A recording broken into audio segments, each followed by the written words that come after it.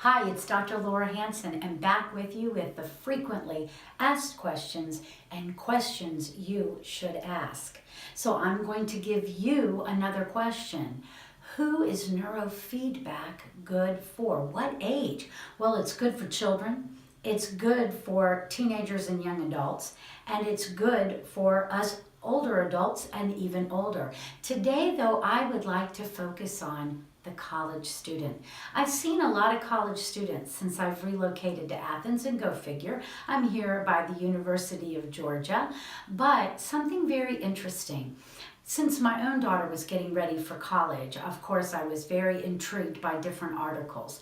And I read an article that talked about how there is a trend of young adults, we'll put our college kids, and they had been taking so many AP classes in high school that they had correlated it to a rise in mental health services use by those college students. So what's up with that? So I've been doing my own little research. Any student that's been coming in, I've been asking them, how many AP classes did you have during high school? And I remember this for my daughter. I remember how late at night my daughter was up, and I thought, how in the world could this be good for their brain?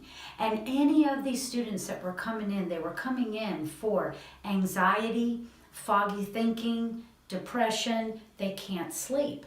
And I too have been finding that same correlation, association, that the ones that are feeling so much stress and anxiety and even depression were also students that had taken a large number of A to P classes while in high school. So what's going on? Well, first of all, when you're in high school, you are really in the development of your frontal lobe, your executive function, and you are putting demands on it that it isn't really ready for. So if these AP classes are college classes, then that means it's really designed for a student 18 to 22. It's not geared towards a child who hasn't even gotten their driver's license yet. So when you put a higher demand on the brain than it's supposed to have, you might get great outcomes. They may have gotten great grades, but sometimes we have to realize these things come at a cost, and before you know it, that person crashes. So here's some information. Let's really look at the value of an A to P class.